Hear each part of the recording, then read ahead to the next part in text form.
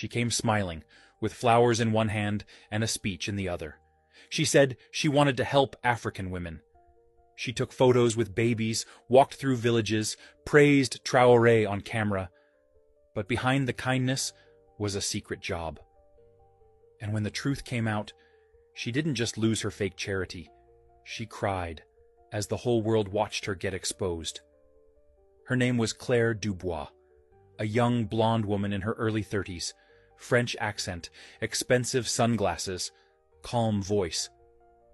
She arrived in Ouagadougou as the director of a Western NGO called Hope Forward, claiming to support girls' education and women's health.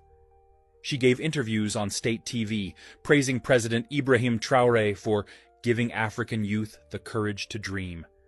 She visited schools, took selfies with market women, donated boxes of books and solar lamps. "It's not about politics," she said. "It's about people." But she wasn't here for just people. She wasn't even based in Burkina Faso. Her real base was in Abidjan, Côte d'Ivoire, and her real job was much darker. While she toured rural villages by day, her nights were filled with encrypted phone calls and quiet messages to unknown contacts. She always traveled with a media officer, a tall man who never gave his name. She carried 2 phones, one public, one for security. She often asked odd questions. How far is the nearest military base? How often do soldiers change shifts in these areas? Has Burkina Faso received any drones recently? At first, no one questioned her. She was polite, clean, fluent in French. She gave out free things.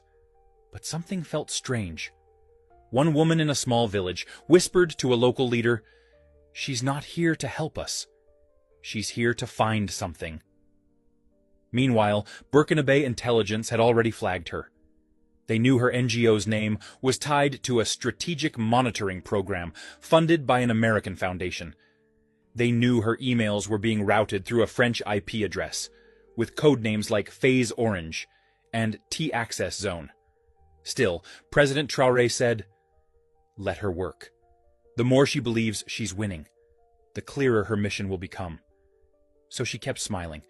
She kept giving speeches. And she had no idea that her biggest donation was about to be her own downfall. By her 3rd week in Burkina Faso, Claire Dubois was everywhere. She'd shaken hands with ministers. She'd been on state radio. And she even took a photo with schoolgirls, holding up a sign that said, "Africa first, women always."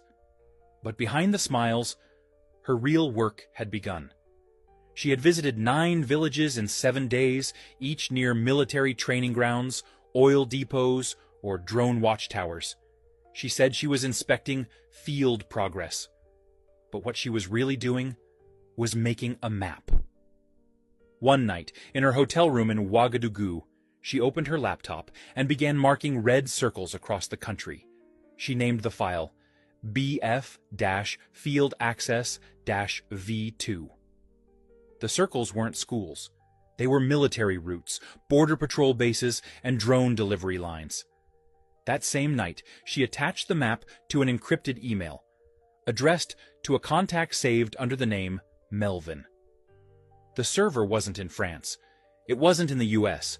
It was traced to a NATO-linked office in Abidjan, Côte d'Ivoire. She hit send. She smiled. She thought no one had seen. But what she didn't know was that her laptop had already been mirrored. Everything she typed was being read in real time by Burkinabe intelligence.